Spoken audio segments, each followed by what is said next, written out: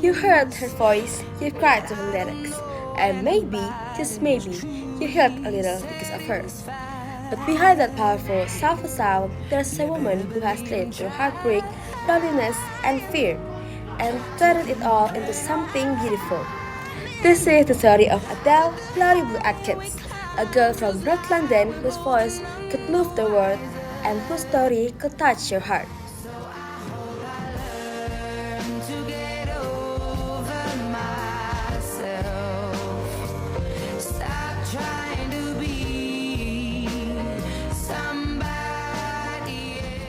Adele was born on May 5, 1988 in Tottenham, London. Her mother, Penny Atkins, was only 18 when she had her. Her father, Mark Evan, left when Adele was just 2 years old. Growing up, it was just two of them, a single mother and her daughter, living in a small apartment, moving from one place to another. Money was tight, but the love between them was unbreakable. Adele often said that her mother's support was the foundation of everything. Penny encouraged her to dream big, to even sing loudly, and to never apologize for emotion. And emotion? Oh, Adele had plenty. She found an escape in music. Old records from Etta James, Ella Fitzgerald, and Dusty Springfield filled her tiny home. Those powerful emotional voices, they shaped her and they gave her a strength. At school, Adele wasn't the popular girl. She wasn't chasing trends or trying to fit in. She was the quiet one, the observer, and the kind of person who felt everything deeply but said little. And when words failed, she sang. By the time she was 14, Adele began writing her own song, poems about heartbreak, family, and dreams that felt too far away. She didn't write for fame. She wrote because it was her way to understanding herself. Later, she enrolled at Brit School for Performing Arts and Technology, a place that had already shaped artists like Amy Winehouse and Lionel Lewis.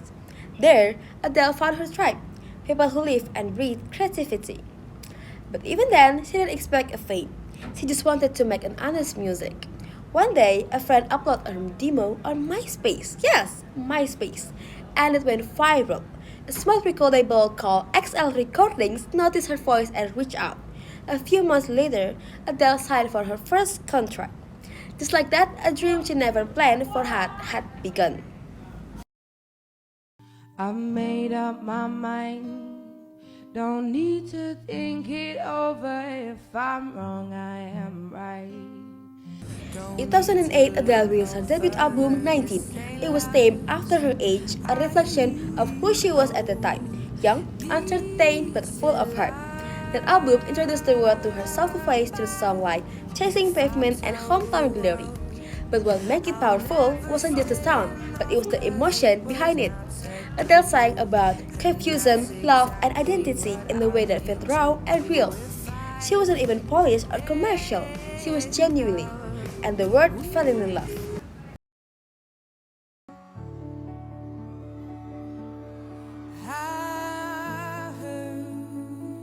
2011, Adele released 21 and everything changed. Inspired by a painful breakup, 21 became the soundtrack of a heartbreak of the entire generation. Howling in the Deep, a song of anger and betrayal, Someone Like You, a song of grief and letting go, and The Last is Set Fire to the Rain, a song of resilience and hope. Every lyric, every note felt like a confession, as if Adele took every tear we ever cried and turned it into a melody. The album broke records. It sold more than 30 million copies worldwide and top charts in over 30 countries. And in one night, Adele took home 6 Grammy Awards. She was now a global superstar, but even then, fame didn't change her. She still joked with her fans, she still swore on stage, and she still got nervous if every performance. Adele wasn't playing a role, she was being herself. There's no, no, I did not. Sorry. Oh my god, I'm crying. Yet, success came with a price. The constant pressure, the tours, the expectation, it was too much. She developed problems with her vocal cords and had to do and undergo surgery. And when the world expect her next big thing, she simply vanished. For a while, there was no updates, no interview, no songs, just silence. Some said that she was actually quit. Others thought that she was done. But Adele, she wasn't gone. She was actually living. She moved away from the spotlight to focus on her family. She met Simon Kaneki, the man who would become her husband and later the father of her son, Angela. For Adele, that time wasn't about music. It was about healing, about becoming a mother, and remembering who she was before the fame. Then, after years of silence, she returned with one word, hello. The word stopped. It wasn't just a song, it was a message, a bridge between her past and her present, a song of regret, nostalgia, and reconciliation.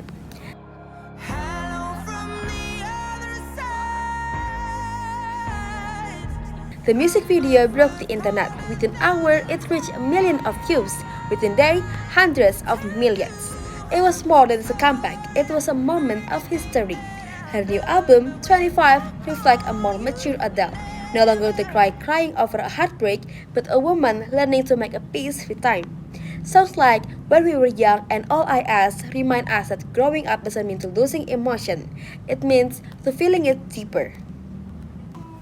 But life, as always, had more lessons to give. Adele's marriage ended in 2019, and once again, she faced a heartbreak.